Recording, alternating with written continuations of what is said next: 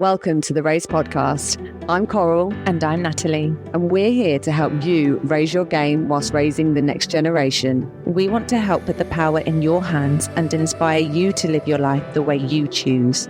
Ready to raise some questions? Well, so are we. Hello, everyone. Welcome to another episode of the Raise Podcast. On today's episode, we have Hollie de Cruz, who has written two incredible books, Your Baby, Your Birth and Motherhood, Your Way. And today we're going to delve into the topic of parenting, birth and education. Hollie, thank you so much for joining us today. We met many years ago on a retreat in France when Cosmo and Sophie were just teeny tiny. I actually remember being instantly drawn to you, and I felt like I could have spoken to you for hours because we really had similar views on so many different topics. So I'm really excited to speak to you today.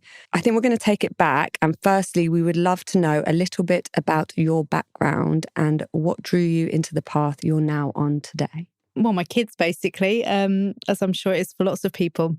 So I used to be a graphic designer and worked in a big corporate design agency.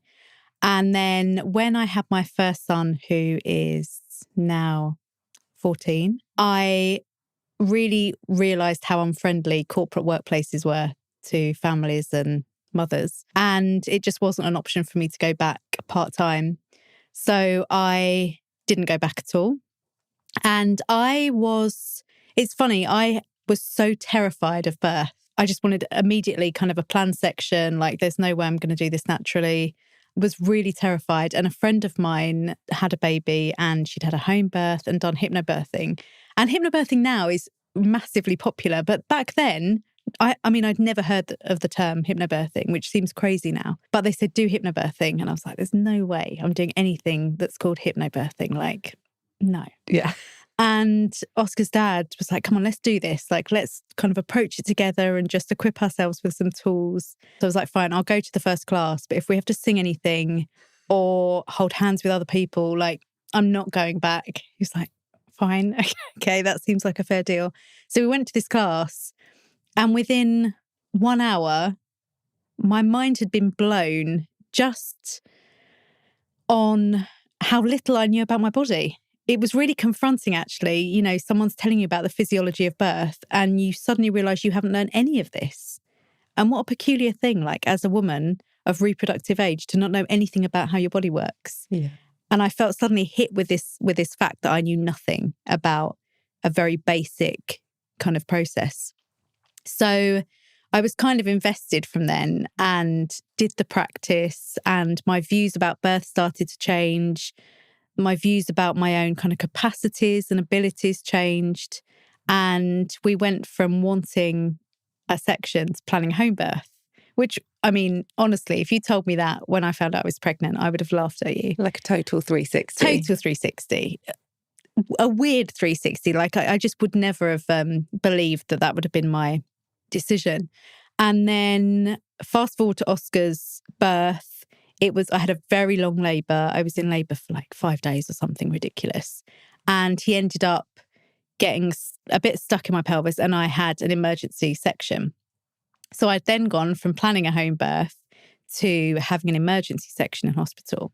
And I remember afterwards a midwife coming around and saying, you know, that was obviously very traumatic and, you know, there'll be someone for you to talk to. And I just looked at her and thought, that wasn't traumatic at all. That was the best thing I've ever done. And in that moment, it was someone telling me that I just had a traumatic experience, but that not being my experience, where I realised how powerful hypnobirthing had been. And it's interesting because I think if I'd had my home birth, I wouldn't have gone on to teach hypnobirthing. I really don't think I would. But because I could see how powerful it had been in a situation where I was really not in control of a lot of things, it was like, okay, there's something in this. This isn't just about home births. This is about empowering people with knowledge and helping them feel like they're active participants in their experience, that it's not this passive thing that is going to be done to them. So I retrained to be a hypnobirthing teacher. Yeah, I mean, that's over a decade ago. It's so bonkers to me how fast time moves. It's crazy. And then wrote my first book, Your Baby, Your Birth, which was, the reason I wanted to write that was because at the time, hypnobirthing was very much sold to people planning natural kind of intervention-free births, which is a great idea, and I think it's what most of us would strive for. But in my experience, that wasn't the birth I had. And I wanted women to be able to use these tools in however they wanted to, or however birth, presented itself to them. I didn't want them to feel missold something or like they'd failed at hypnobirthing if they didn't get the birth on the box, So I really wanted to write it from the perspective of empowering people for any kind of birth. So that's what led me to that. Well, I've skipped quite a lot of history there, but that's the rough idea. And then a couple of years later, I wrote Motherhood Your Way, it's kind of inspired by hypnobirthing because it's taking the same principles of really becoming informed in decision-making, following your instincts, all of these things that we apply in birth, applying them to the first year of motherhood, which can be, a bit of a crazy time. Yeah, and I think especially if it's your first child, that's the biggest kind of switch, isn't it? Yeah, and also, as you say, like first child, first time mum, you are preparing so much for the birth of your baby. No one thinks about what happens 100%. When you take the baby home. I remember getting home with Oscar in the carrier and putting him on the doorstep. And me and his dad just looked at each other and laughed because we were like, what now? What are we? 100%. We're so ill-equipped for this. Like, what are we doing? It's mad how the whole pregnancy you focus on the birth. Yeah. I didn't even think about it. Prepare and you do all of these things and then you just buy a few things and you think you're ready. Yeah. And yet nothing prepares you for taking that baby inside your home and being fully responsible to meet their needs. It's so massive. True. And I don't think we really focus on that enough or think about it enough or give it enough of our attention or intention. So that's really what I wanted to write the second book, to kind of help say, there's something after too, like think about it. No, 100%. And I really like the way in your second book, I heard you mention on one of your podcast episodes, actually, you said that you wrote it so that parents could enjoy it more and worry less. And I really like that because we feel like there's so much pressure on new parents from all directions. Yeah. And something that can continue throughout the entire parenting journey, not just, the first year. Yeah. So what advice would you give to parents who are feeling overwhelmed? First of all, that feeling overwhelmed is normal because it's an overwhelming time. You've never done this before. It is a huge shift in your life and your routine and your kind of thought patterns and your energy levels. Everything changes overnight when you bring a baby home. So that feeling overwhelmed is a normal feeling. It's, you're not ill-equipped for it because you feel overwhelmed. It's just a normal response to something massive happening. And second of all, to try and turn down the noise. We are in an age of information. And when there are, I know I've written a parenting book, but this is meant to be kind of the antithesis of this. There are people telling, do it this way, do it this way. You just become very crowded. Your brain becomes crowded with other people's ideas. And I think it's a really good idea to just stop engaging in other people's ideas sometimes, because there is going to be no space for your own kind of intuition and instincts to surface if it's filled up with other people's. Yeah. You have to create space for your own instincts to surface. I think that's really important. And with everything, not just bringing a baby home, but when we are constantly told what the right thing is or what the best thing is, so maybe it doesn't need to be the best thing. Maybe it can just be what works for you. It doesn't always need to be right. So kind of letting go of this idea of right and perfect and best. And I think that's the hardest part that I think I found in the earlier years of motherhood, is kind of all of this noise and then trying to figure out what was right for me and for my child. It's like trusting yourself and trusting your child. Totally. That you guys together know what you should be doing. And also what your child needs from you is totally unique. I've got 3 children. All of they all need something 100%. Different from me. I don't parent them all in the same way. I parent them with the same values. And like intention. But they all require me to show up differently. And if we're trying to apply a model to parenting rather than just feeling parenting and responding to our children, I don't know, I think it can be extra overwhelming and extra tiring. Yeah. Because it's almost like 100%. We're putting on a show. Yeah. And it's like we're acting. Yeah. Not being. Well, Natalie and I often say, don't we, that we're the happiest when we have weekends where we don't leave the house and we might have just cooked with our children. It's my favourite thing. It's my the favourite mundane thing. moments. The It's mundane. bringing value to them. Yeah. And where you are yourself and they Mhm. are themselves, because you are in the security of your home. You know, you're not going to try and navigate the world with them, which can be really tough. And I think with social media, you have that element of FOMO and feeling like you should be doing something. And I know I'm obviously extremely guilty of promoting that. But really, sometimes when we just strip it back, it's when you're the most content. Totally. And there's balance to be found, isn't there? You know, of course you want to go out and do stuff I'm not sometimes. going to be hermit. But no, I mean, I would be. Secretly, I would be too, actually. But yeah, I mean, one of my middle son is a massive homebody. He loves being at home. He loves just pottering. He loves doing a job with me. And sometimes he gets really overwhelmed when we go out and do too much stuff. And I'm like, you just want to be at home. Yeah. But you feel like you should be giving them experiences, don't you? Or giving them stuff to do. Yeah. Actually, just they're showing you what they want all the time. My daughter's the same, my eldest daughter, and being at home is her safest place. Yeah. And actually, that was quite hard for me as a mum who always wanted to be busy and doing things. I kind of always wanted to be out. And then I had to really strip it back and kind of listen and tune into her. Yeah.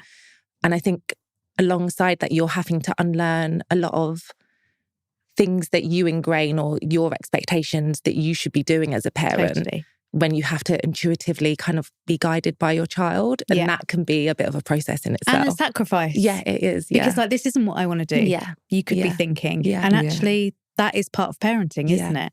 That you are kind of surrendering some of your ideals or your, you know, ambition to be in a certain season. Yeah. And it's not easy. No. I think it's really good what you said, you know, it's like you bring a baby home and then you've got the whole, nothing can prepare you for the rest of that journey. No.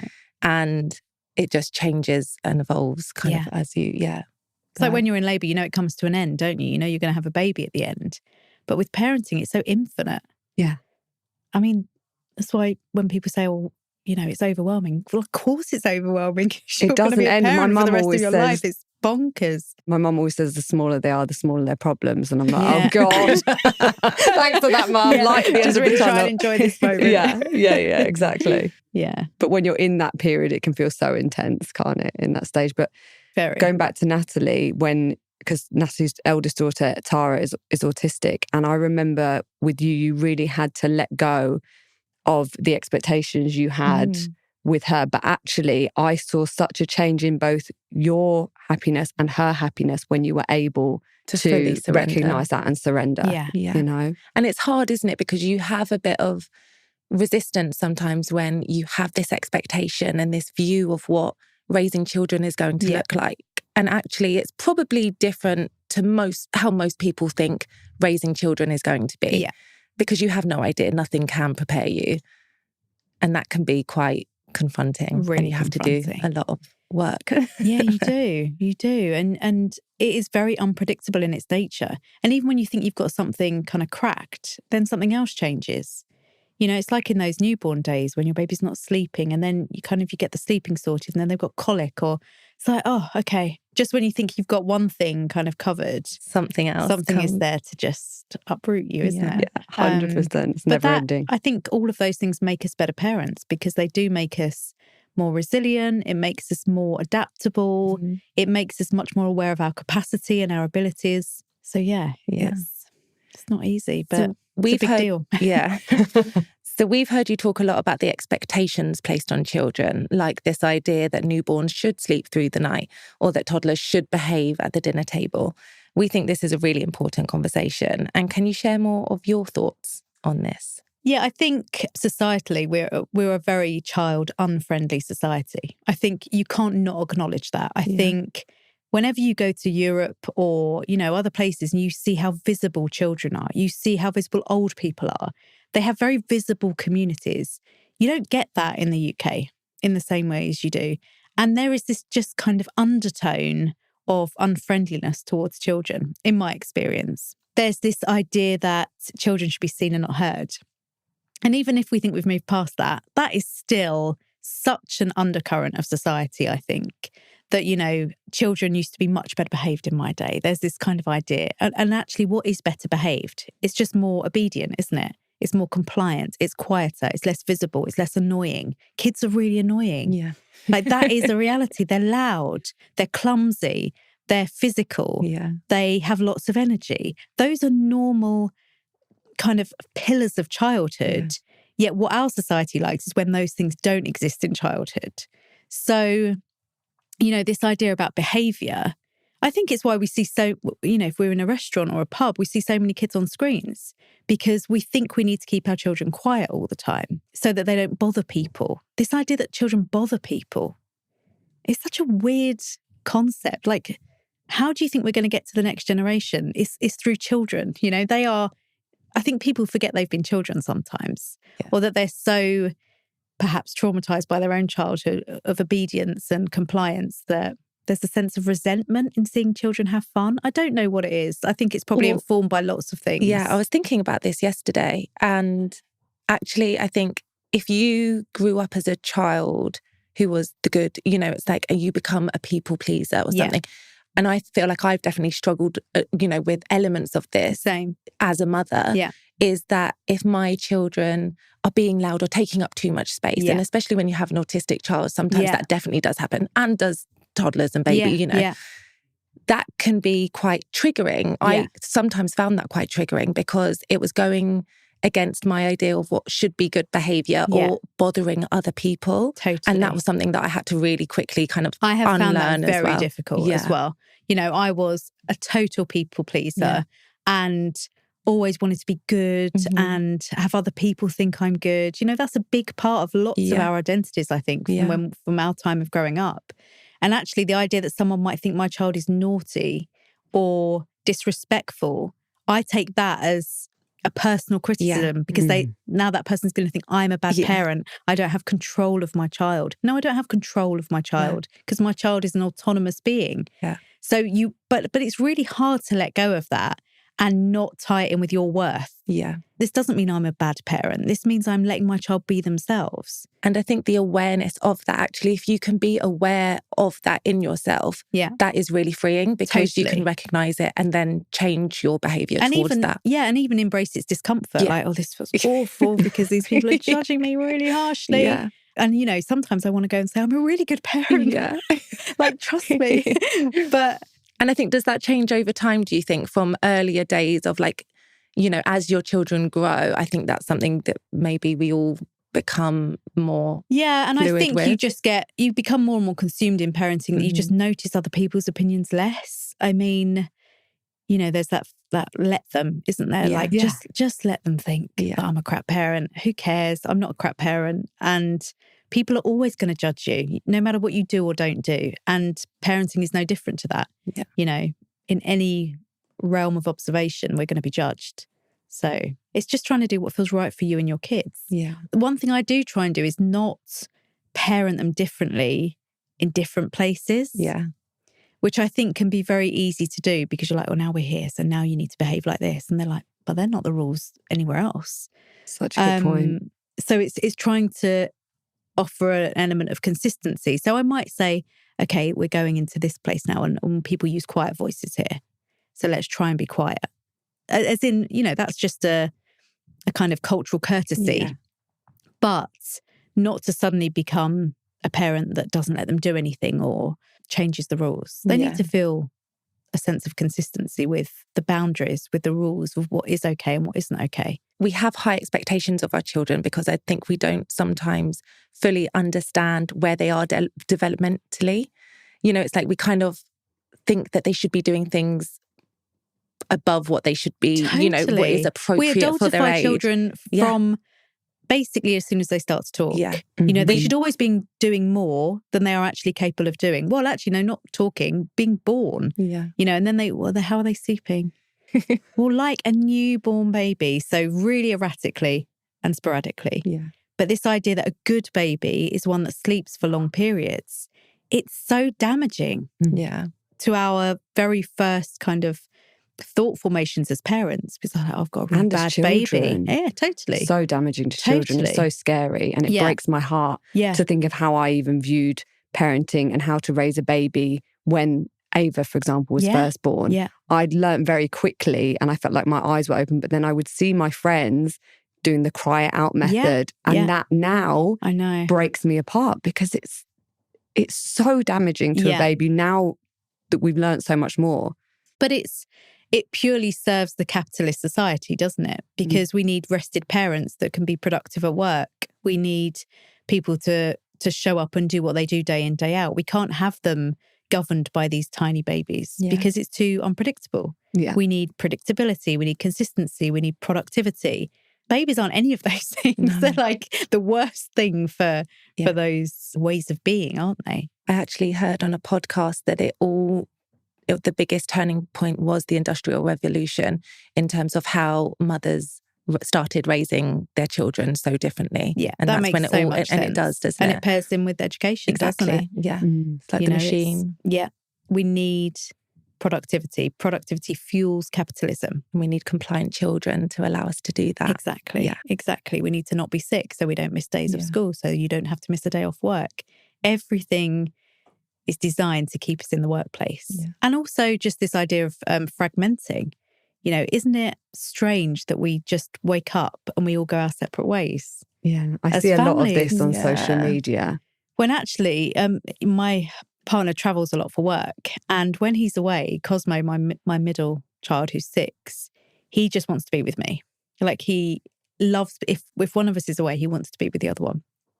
And I was sending him to school before half term and he was screaming, he was crying. It was horrific. It was, when it really just takes out your whole day, basically. And then I thought, who's benefiting from this? What is the reason I'm doing this? He's coming out well here? No one. So I took him out of school for the week before half term and he just hung out at home with me and did jobs. And he was delighted.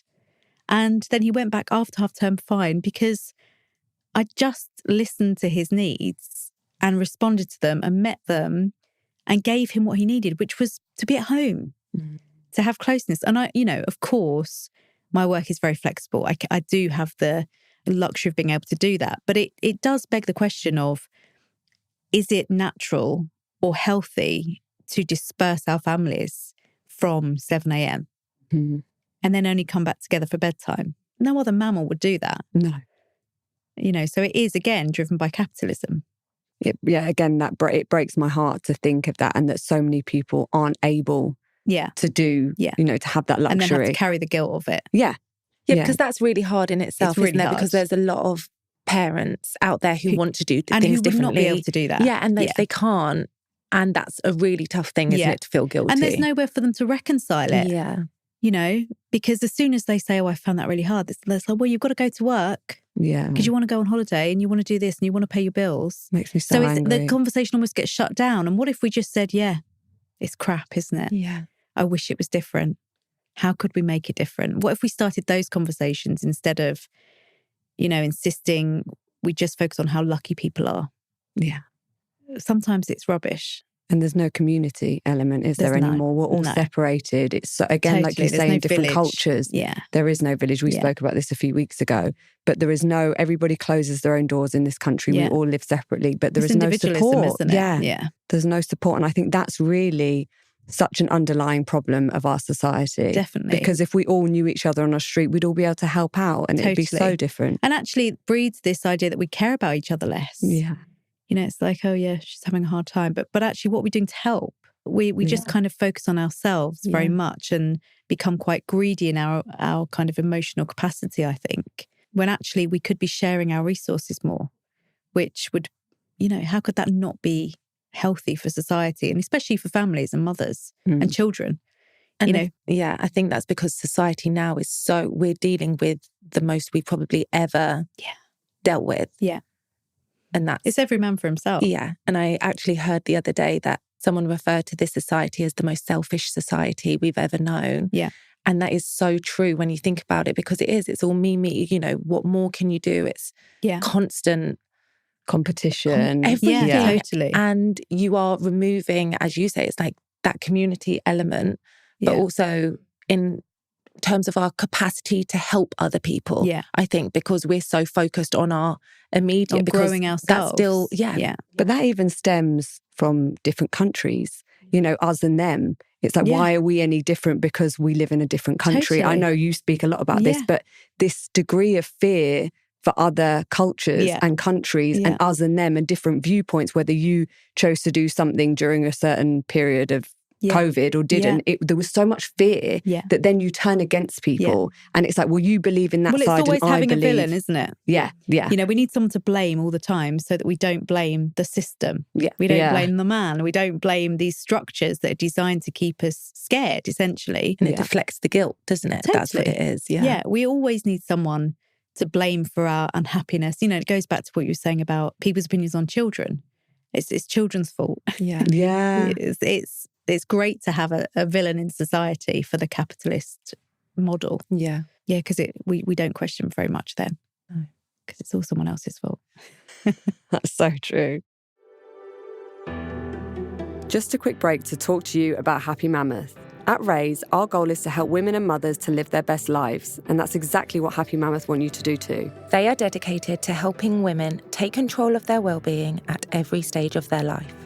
Hormones are essential for our overall health and happiness as they impact everything from our energy levels, sleep, to our mood and our focus. And when they're out of balance, well, life can feel pretty out of balance too, which is why we're excited to share Happy Mammoth's Hormone Harmony with you. Hormone Harmony isn't just for women going through menopause, it's for anyone experiencing the effects of hormonal changes. We both take Hormone Harmony as part of our daily supplement go-tos and are so impressed with the ingredients and benefits we feel from taking it. They're packed with adaptogens, which are really powerful herbal extracts that help your body manage stress, and it's designed to naturally restore balance and help you feel like yourself again. You may have actually seen Hormone Harmony on social media already because women cannot stop raving about how it has transformed their lives. A bottle of Hormone Harmony is sold every 24 seconds. So whether you're navigating life's transitions into menopause or just looking for hormonal balance, check out Hormone Harmony from Happy Mammoth, because life's too short to let your hormones hold you back. For a limited time, you can get 15% off your entire first order at happymammoth.com. Just use the code RAISE at checkout. So I think we'll jump into speaking about the unrealistic expectations that are placed on mothers after speaking about the unrealistic expectations that are placed on children. Obviously, we've touched on this a little bit, but obviously society doesn't seem designed to support us in creating a nurturing home. Instead, there is constant pressure to hustle and strive for perfection in every aspect of life. Why do you think so many women feel the need to keep up and prove themselves when really we should be embracing motherhood in all its messy moments? Because we don't see it as messy. The image we're shown of motherhood, especially online, is so warped and so far from what motherhood actually looks like. You know, all you're seeing is these curated feeds about what your home should look like, or what activities you should be doing with your child, or what your child's dressed in, or how photogenic they are. You know, we paint this very photogenic picture of motherhood. And actually, motherhood is pretty ugly at times, I would say, and pretty, you know, unhinged and kind of unorganized. And it's not this picture perfect. You can't wrap up motherhood and put it in a picture.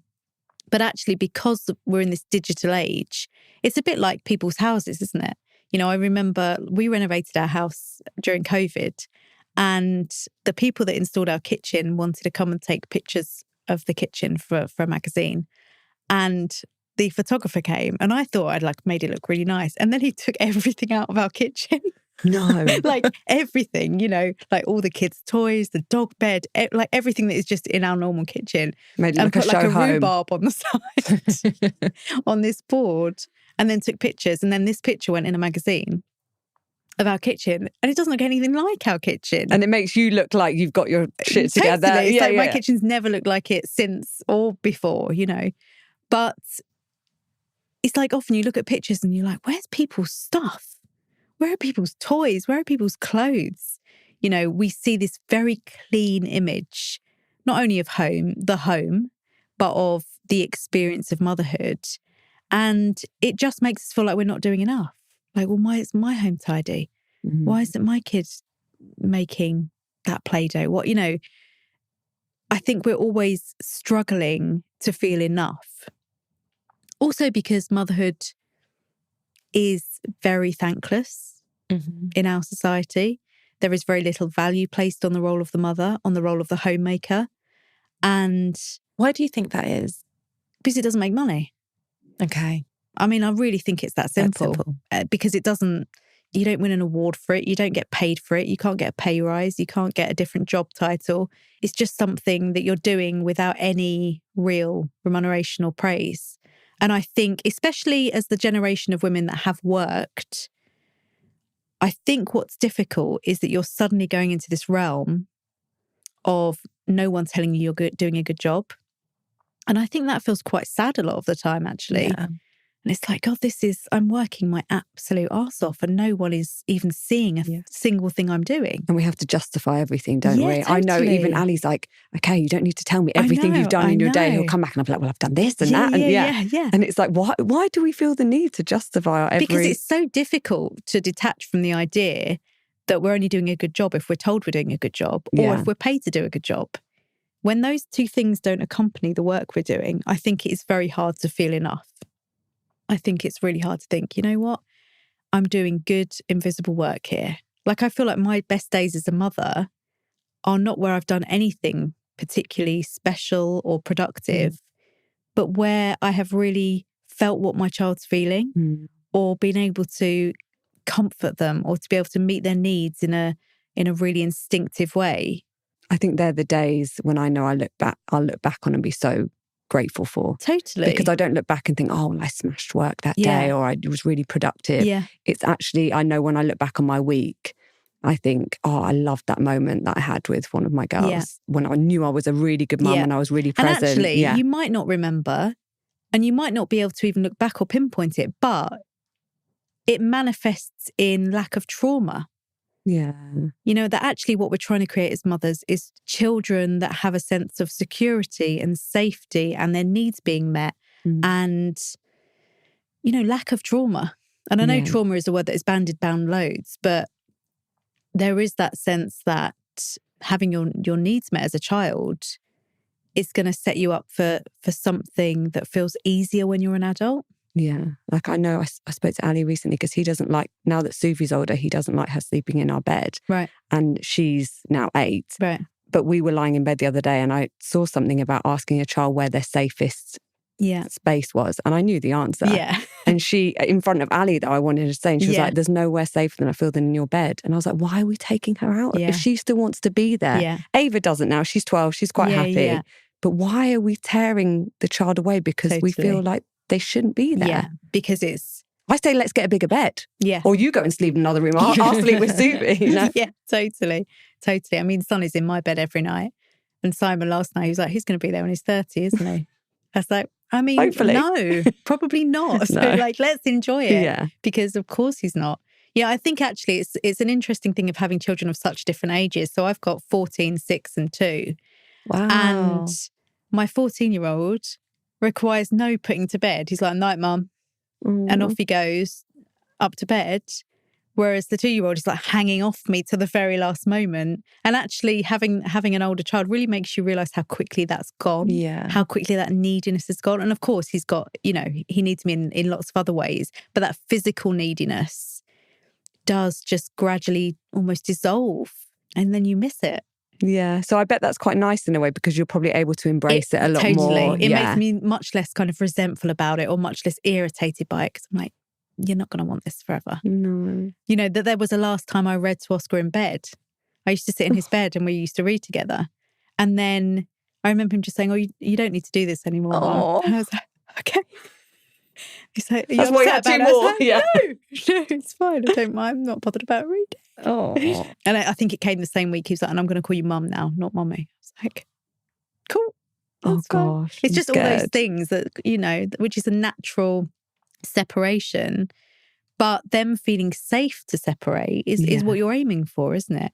Because they know you're still close by, but they're able to say, okay, this is my new boundary. Yeah, this is my new boundary. Totally. Exactly that. And you do feel a sense of pride when your child can say, this is my boundary. Yeah. And this is what I need from you. Because I think that's quite new for our generation as well. I think the communicative qualities of our relationship with our children is much stronger than it probably was in generations before. And some people see that as a negative because they say that this generation needs to toughen up a little bit. Yeah, totally. And that's a whole other conversation, isn't it? Like I see things from the 90s where they're like, you just fall over or parents would just ignore you and leave you to it. Whereas now everyone gets down to the level and I'm like, what can I help and you there's lots with? of funny spoofs about it. No, exactly. And I do think we can go over the top and mollycoddle our children to the point that they kind of aren't left to figure out stuff on their own, which I do think is really important. You know, we can't help our children with everything. Like Sonny today, we had a nanny start today and he was going to get the stool round to do the washing up. And she said, oh, shall I help him with the stool? I was like, no, he can manage it. And it took him like 10 minutes to drag it round to the side of the sink. But then he's like, you know. But also that's a kind of Montessori-esque way kind of like, yeah. If he can do it, I will let him do it, like safely. Yeah. You know, then it doesn't matter how long. Yeah. Just it but that can also be hard. Oh my God, it's really hard when you're, you know, when you're in a rush or you're trying to get to the next thing. That's hard. And that's a massive switch, isn't it? That you have to make in your brain. Like I find the most stressful thing in motherhood is rushing. Yeah. I hate rushing. Hate rushing. But again, we wouldn't have rushed. Of course we wouldn't. We wouldn't even really know what time it was. No, I know. Whereas now it's like, and you're trying to squeeze so much into your day for what you're justifying as in their interest. And actually, is it? No. You know, do you need to do 20 after school clubs or? No. I think we try and cram in a lot. Yeah. And just circling back to how we were talking about sensitive children. Yeah. I heard a really interesting take the other day that actually one of the fundamental reasons that children are kind of having more struggles with their kind of mental health and sensitivities is because of screens. Because what they're doing is they're replacing playtime and connection with screens. Yeah. And actually that effect is causing a lot of kind of trauma or, you know, not having those needs met that they would have had maybe before. Yeah. And that's just, I hadn't really thought about it in that way. I and think I thought that that makes was really total interesting. sense. Yeah. Because we are almost soothing them through the screen, aren't we? So that they're not asking us for things, so that they're not crying, so that they're almost distracted from how they're feeling. And we haven't got time to play. So it's, you know, it's constant. Exactly. Yeah. It's almost, you're bartering with time and output all the time, aren't you? Yeah. And also, I was talking to a friend about this the other day. I feel like we have removed suffering from our children's lives. And I feel like it's really detrimental. And I don't, you know, I don't mean them suffering unpleasantly, but suffering with boredom. Yes. Or suffering with not being able to find something they need. We make children's lives so easy and we take away the suffering. And then they don't know how to deal with suffering. And also it's constant dopamine. Yeah. It's constant and they're constantly in a state of pleasure. It's not normal for us to be in states of pleasure all the time. We need to be irritated. We need to be bored. Yeah. We need to be restless. We need to be, you know, all of these things that we feel as adults. We can't soothe our children away from boredom or discomfort all the time. And it even goes as far as things like organising our children's rooms in these ridiculous capacities of, I mean, I hope neither of you... No, our kids' rooms aren't organised. No. You know when people have like fridges in their room and they do like, watch my kids' fridge restock. I'm watching it thinking, what is happening here? What are we doing to our children where they've got like 9 packs of, oh no, you'd have 10 packs because it would have to be 10 packs of face wipes and like you've gone into Boots.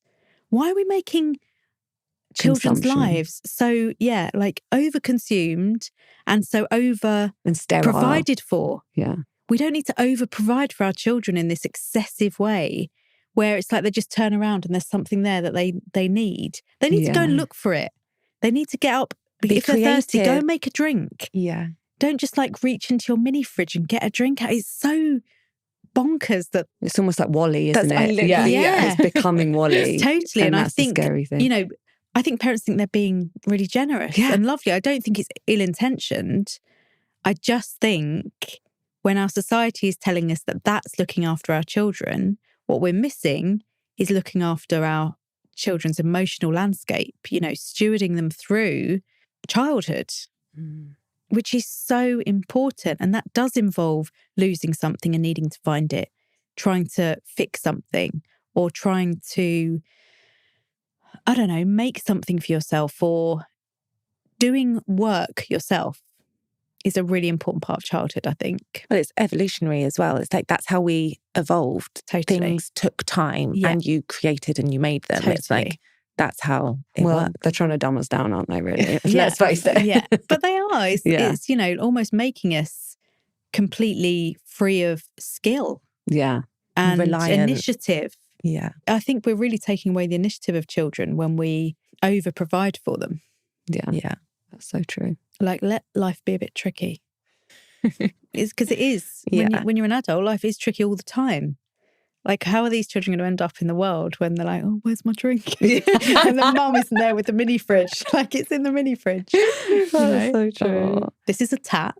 Yeah. This is a glass. You're going to have to get YouTube it. Yeah. God. So modern life moves so fast and there's always a pressure to be doing more. How do you approach slowing down and being present with your children in a world that just constantly pushes productivity? This is going to make me sound really antisocial, but I pretty much say no to anything and everything. I am the least sociable person ever. I don't overexpend or exert myself in this season. I find motherhood ridiculously tiring. I find it very testing. I find it very draining. I find it emotionally grueling at times. And I feel like the only way I can be in it as I want to be in it is to really say no to most other things at this time. That's really reassuring, by the way, to hear that. Oh, Yeah. But yeah, I just feel I need to prioritize my sleep. I need to prioritize not pleasing other people.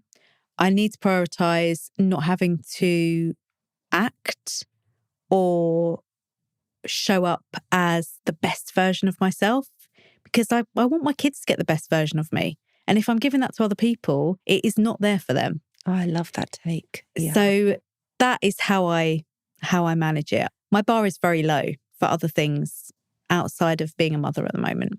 That's what it looks like for now. Yeah. So a low bar. No, but I think that's really, as I say, reassuring and nice to hear, because I often feel like that. And to hear another mother say that, it's like, that's okay. I can do that too. Because the amount of times that I want to say no and I don't, because I feel like I should be doing these things. And also, I would say I've learned that lesson the hard way. I mean, you know, I had a very successful business. I had kind of a big Instagram profile. I was very successful for a time, and I've kind of let that go quite a lot because it's just not sustainable. And I can't give, you know, it required a lot of energy and output. And it really made me realize how much was missing from my home when I was putting it all somewhere else. So there's been a lot of reevaluation of thinking, well, hang on, what is actually important now? And this idea that we need to have everything straight away, you know, it's rubbish. Other things can come in the future. It's really hard because I really know hard. I feel a lot of the time that I need to be successful and I want to achieve certain things in my career. Yeah.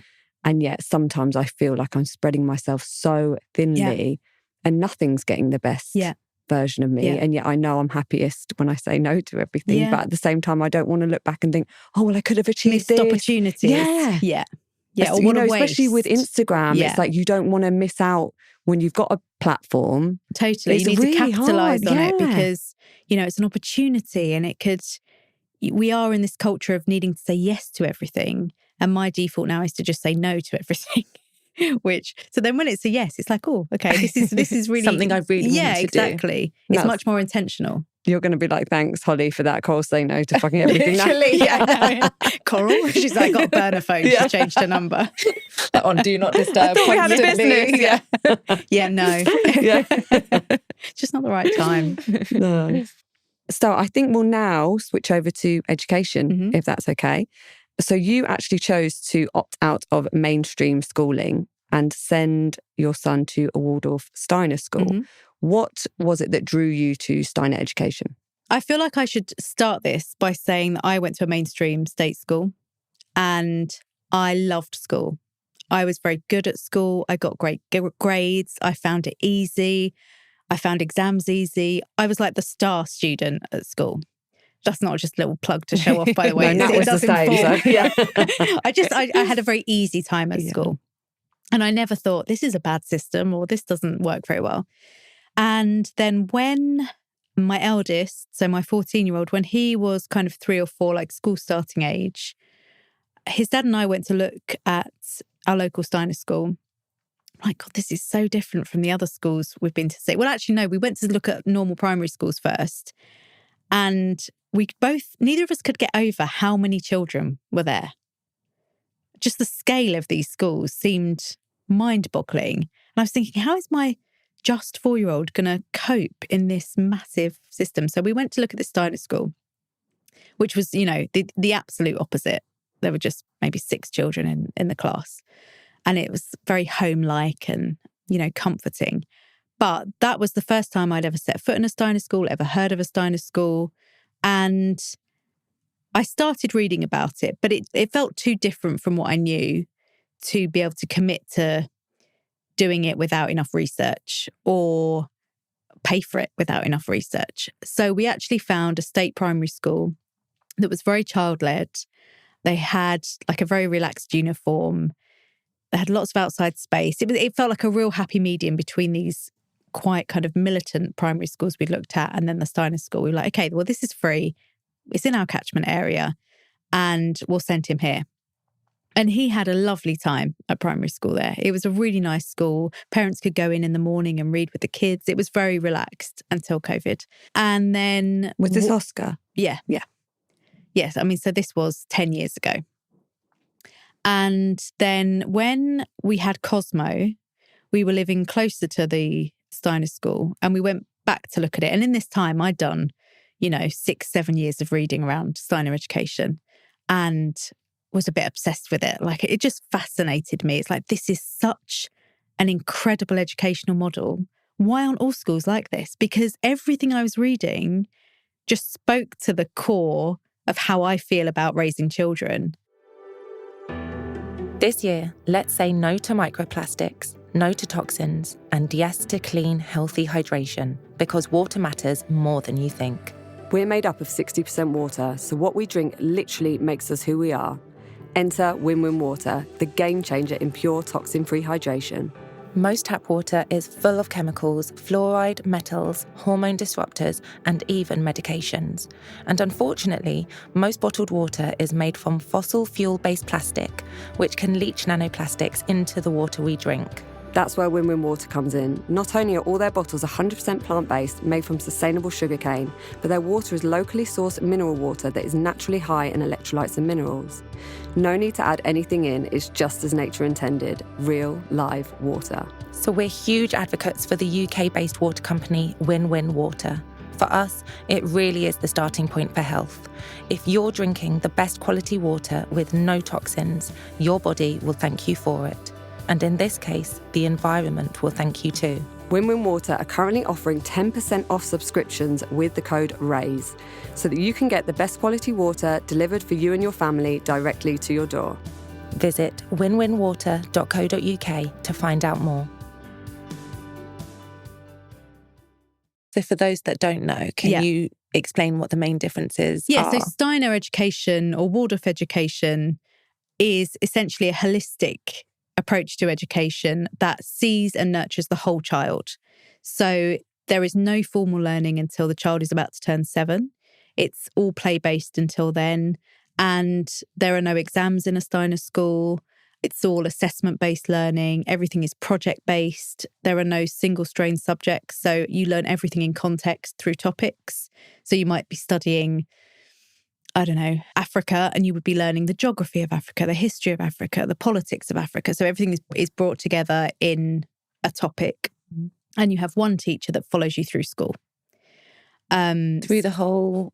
From class 1 to the end of the end of school. Yeah, you have one class teacher. So you develop a really strong bond with this teacher. They really understand how you learn. They're there for you when you're going through difficult things. It becomes a very intimate relationship, and this person really deeply cares about you. You don't have to get to learn some get to know someone new every year or every, 9 months. It's designed to inspire curiosity, critical thought, freedom of thinking, and a lifelong love of learning. Because the kind of beliefs around it are, if you take away the pressure of learning and you just excite children and make learning integrative and engaging, they will develop a thirst for learning that they want to carry on doing forever. This isn't about learning to pass an exam. It's about learning because learning's amazing. That's a very brief summary. That sounds amazing. But You sold it. yeah, sold. But the more I read about this, the more it just totally aligned with my values of bringing up children. And so we started sending Cosmo to the Steiner kindergarten when he was 3. And so they're in kindergarten from 3 to 6, turning 7 when they go into class 1.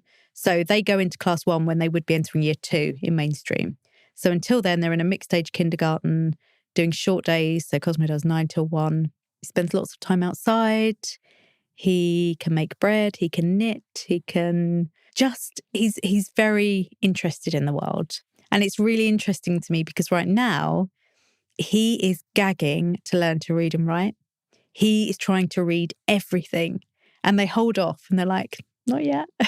That's so really quickly. Yeah, go. So with Sufi, I didn't put any, with Ava, I put lots of pressure on her to read because it was what we were supposed to do when I decided to home educate her. I was like, okay, well, I need to be sitting down. Yeah. We need to be learning to read and write. With Sufi, I was like, I'm just going to see what happens if we don't. Because I'd heard, obviously, in Scandinavian countries, they obviously don't put pressure on either.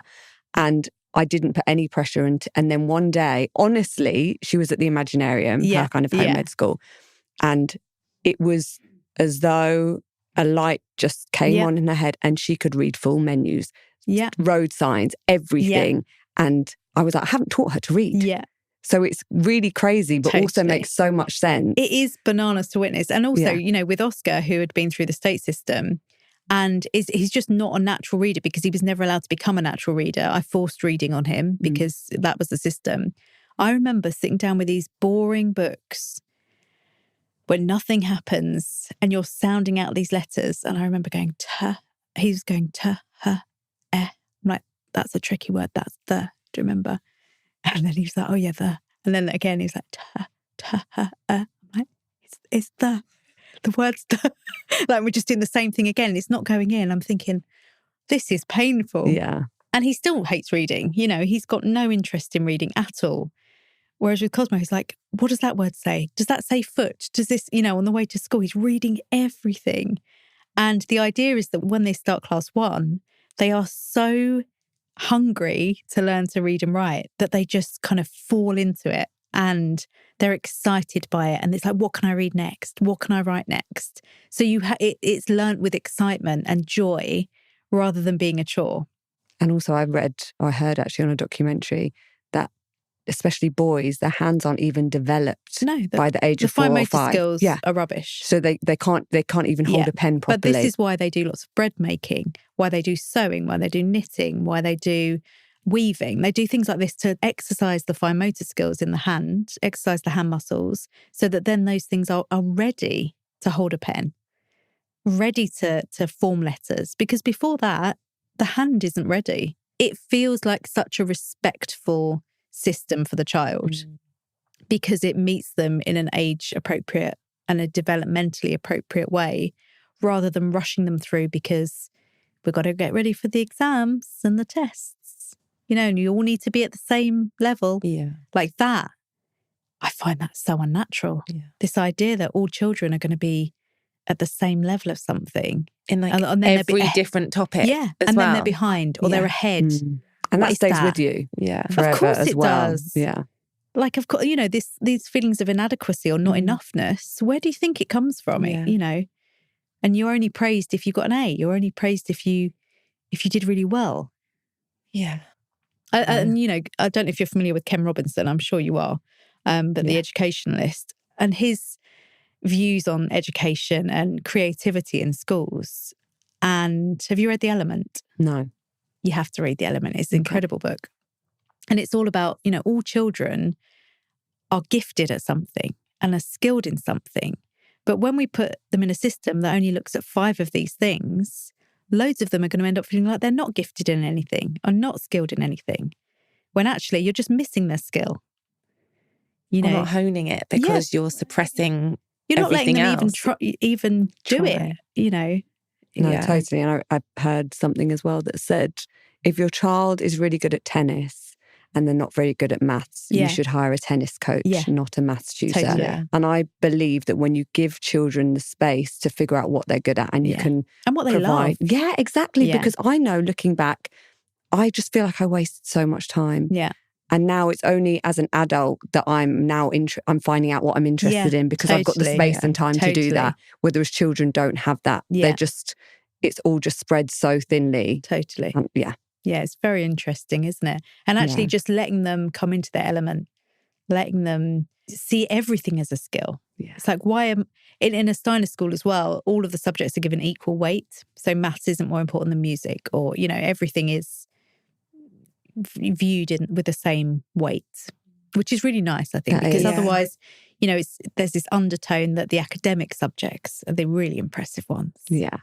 And the creative ones kind of get like, lost behind. You can do what you're doing art. Yeah. But it is, isn't it? It's like, even in, you know, mainstream school, you're limited by how many art subjects you can do. Why? You can do as many of the humanities or, you know, sciences as you want. Why can't you just do all the other ones? Yeah. And even as a home ed parent, I know that I'm always really worried that my kids are going to be behind and that I want them to be at a certain level. So it's like I have to make sure they've got a maths and an English tutor so that they're up to the same level in these subjects. And it's like, what is that? And what is the behind what? Yes. I think it's a question we have to ask ourselves as well. What am I behind? What am I worried about losing, or, you know? And I think it goes back to what you said about lifelong learning, because it doesn't cap when you leave school, that learning stops and then you're meant to know who you are and all your information. But that's kind of how it's set up, isn't it? Yeah. You know, I do not remember anything I learned at school. No. Anything. No. And I did amazingly at school, but I don't remember anything. Like, I couldn't go and sit those exams and I would have no idea what to do. I was just really good at remembering things. Well, that's it, isn't it? You're literally taught to how to remember. That's really great. I mean, I'm rubbish at remembering things now, sadly. That's baby brain, isn't it? Yeah, totally. It's even Tara will ask me a question that's in like a workbook or something. And I'm like, I have no idea. I don't know. I don't actually know. And I'm, you know, it's like I would have known it all at school, but you just forget it and you don't actually need it in this society anymore, do you? The same information. Yeah, and it's, you know, even the fear around asking questions, you know, that you should only put your hand up if you know the answer. What if you don't, but you've just got a question about it? Yeah. You know, why can't we encourage more inquisitiveness and curiosity and being challenged? You know, at my school, you would never have challenged a teacher. You would never have said, well, you know, why are you teaching us that? I don't think that's right. Well, Ava struggled with that starting school because obviously she's never had an authoritative figure telling her what she can and can't do. And she's found it really confusing because adults have always been really nice to her. Yeah. And she's like, why are they mean? Yeah. Why are these adults being mean to me and telling me what I can and can't do? They're just when trying to keep control. Go to the toilet. Yeah. She doesn't understand. And I'm glad that she doesn't, but it's also really sad to think that she's now. Because you realise that it's just conditioned into most of us. Yeah. Well, of course we're going to do what the teacher says, or... What's it like in Steiner? Are the children a lot more free? Yeah, totally. It's much more collaborative. You know, the teacher might present a topic and then everyone talks about it with equality. It's not the teacher telling the child stuff. It's them talking about stuff and, you know, having collaborative discussions, especially further up the school. I mean, Oscar's there as well. So he's in class 8, which would be year 9. How's he found going from mainstream to Steiner? Just refreshing. You know, we moved him when he started secondary. So he did 1 term in a state secondary, and I could see the essence of my child leaving his body in the space of 6 weeks. And he was like, Mum, why do I have to go here? I'm not learning anything because it takes the teacher 45 minutes just to get anyone to listen. What's the point of me going there? And I realised I couldn't answer him. You know, like, I don't know. That's a good question. And then we decided to move him. And he's just so much more interested in so many more things now because he's free to try them and he's free to question them and he's free to not be very good at them.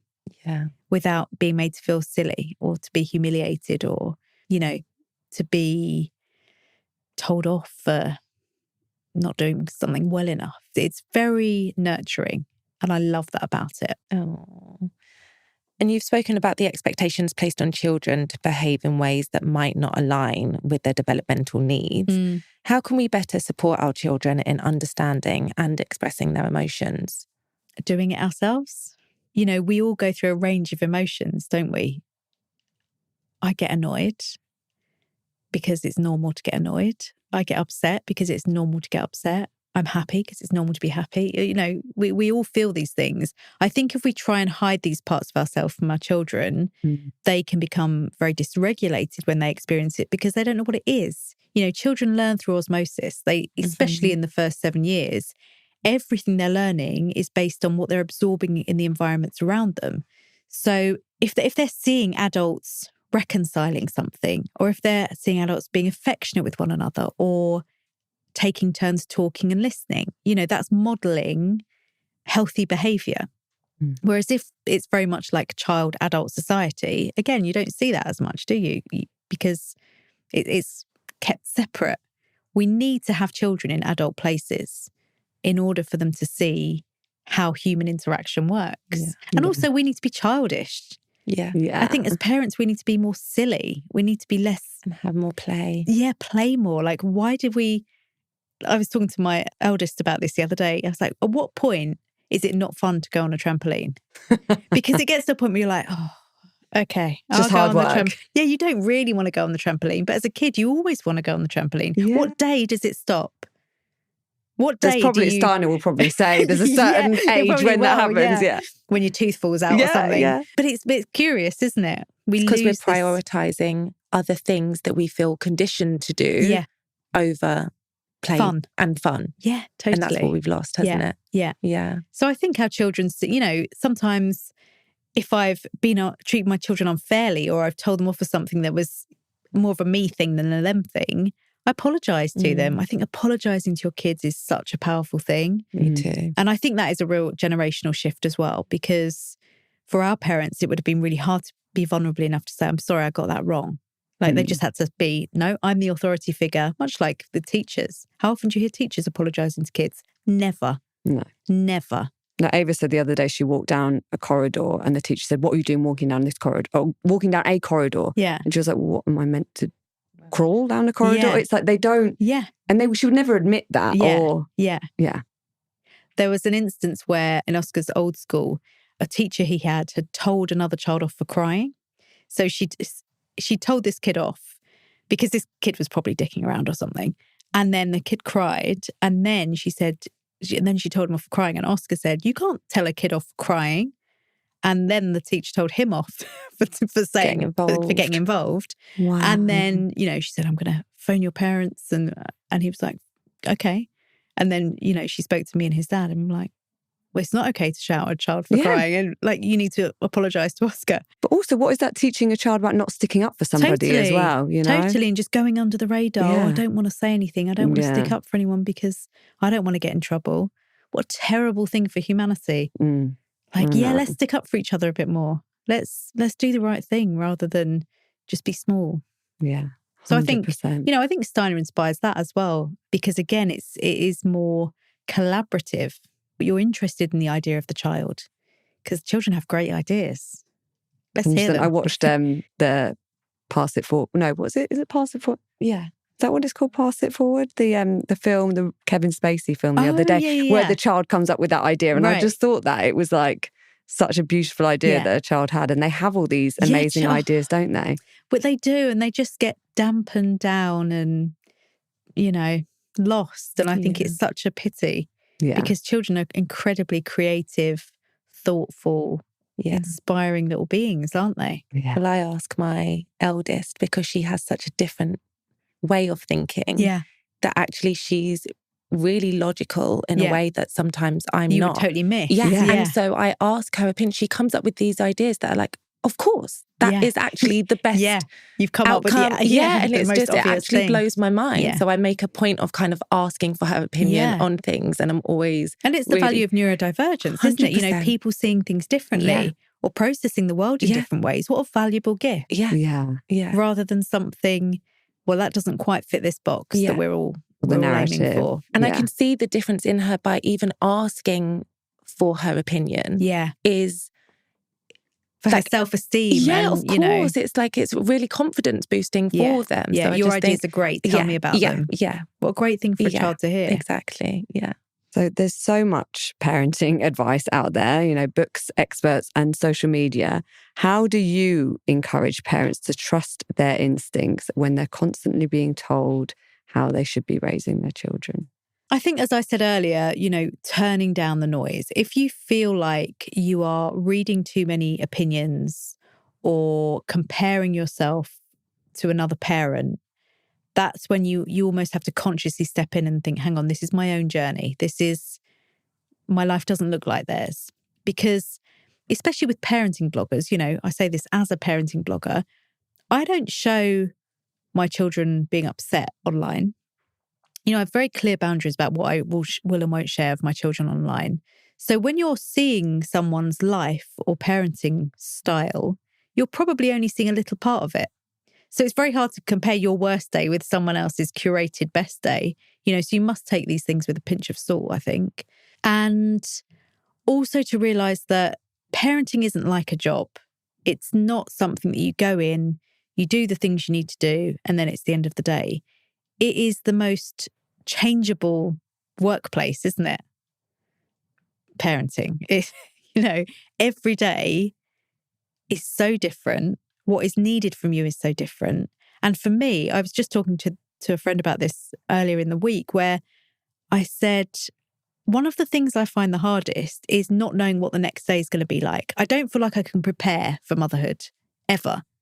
Because it's like, right, what's today going to throw? How's the school drop-off going to be? What's Sonny's mood going to be like? All of these things. So unpredictable, isn't it? Yeah, it's really unpredictable. So there's a sense of not being ready.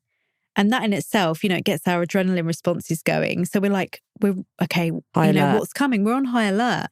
And so that makes it extra tiring. That depletes our resources. Parenting is so hard. Raising children is so hard. And I think one of the best ways to navigate it is by acknowledging the obvious, that it is so hard. Because I think if we actually stopped and realised how much is being asked of us, we would be kinder on ourselves and more forgiving of ourselves. It's not easy. It's not this packaged up ideal that we see online. It is really turbulent. It is really difficult. It is a huge sacrifice. It can be very thankless.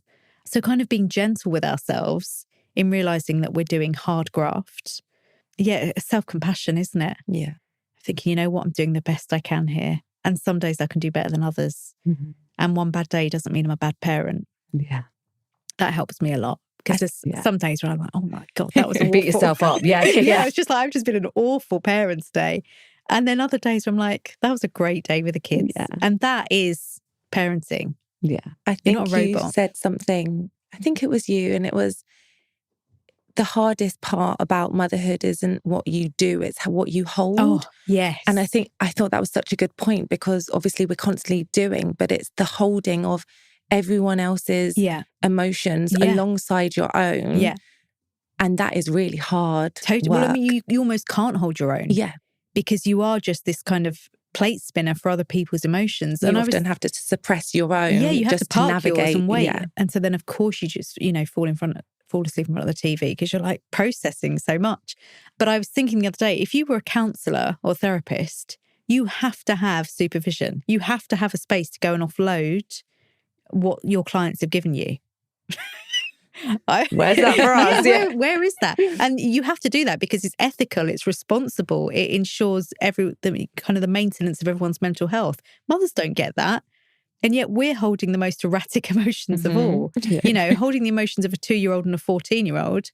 It's insane sometimes. It's like, what do I do with all these big feelings? Yeah. Whereas, obviously if we have a supportive partner and we can talk to about it, but no one really understands it in the same way a mother does. I don't think, anyway, because there's something innate about it, isn't there? Mm-hmm.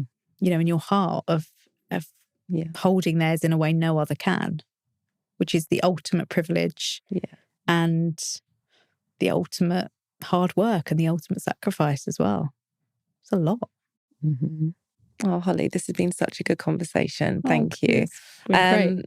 We ask all of our guests which book has had the biggest impact on their life. What would yours be? I'm so glad you sent me this question before, because I love books and I love reading. And it would have taken me ages to go through my little I think we've mental caught some library. people off guard with this question. So I'm really glad I wasn't off guard for this one. So the book that has impacted me more than any other is a book called Dumbing Us Down, which is why when you said it earlier, I was like, oh, she knows what I'm going to say here. It's by John Gatto, who was a teacher in public schools in the States. And it's his questioning of the industrialized state school system, essentially. And that, just really highlighting how it is conditioned to create a workforce. And that purpose is not the same as the purpose of raising happy, curious children. They're two different agendas. They don't fit together. And that, for me, it was just the most eye-opening read, because also what he does brilliantly in that book is that he talks about how well-intentioned teachers are. Whenever I talk about education, I'm always very careful that I don't want to slag off teachers, because I think teachers are incredible. The work they do and the importance of their role and how little they get paid, I think is a tragedy. They have the best intentions. You go into being a teacher with the best intentions. You don't go into teaching for the money, do you? No. And I do think there are some teachers that are in it for the power dynamic. And I'm sure, like there are in any industry. But for the most part, I think teachers are so well-intentioned and deeply care about children, but they are not working in a system that supports them meeting the needs of children. And they have so much pressure on their shoulders to get results and get everyone to be compliant and obedient and behave well and do the things they need to do to go through the motions, that actually I wonder how much of their teaching kind of passion is diminished just through the kind of weight of the system. And I think that book tackles that really well, in that the teachers aren't to blame. The system just doesn't work in the best interest of children. And that is the reality of mainstream schooling. It is not there to serve the innate needs of the child. It is there as childcare. It is there to create a workforce, and it is there to enable a workforce to go to work. It's not meeting the needs of children. Yeah. You've definitely made me want to read that one. Yeah. You will love it. It's so good. It's so good. And it's very warmly and engagingly written. Okay. It's great. And he's not saying it's not a Steiner book at all. It's just saying this system doesn't work very well. But in a very honest and pragmatic way. Okay. Yeah, it's a real life-changing book, I think. Amazing. Yeah. I trust your opinion. Yeah. I hope you like it. Oh, Hollie, honestly, thank you so much. Pleasure. I feel like this has flown by, and I feel like I could speak to you for hours. So thanks so much for coming on today. Thanks for having me. Oh, just quickly, where can people find you if they want to follow your journey? You can find me on Instagram at Hollie de Cruz. Nice. Thanks, Hollie. Pleasure.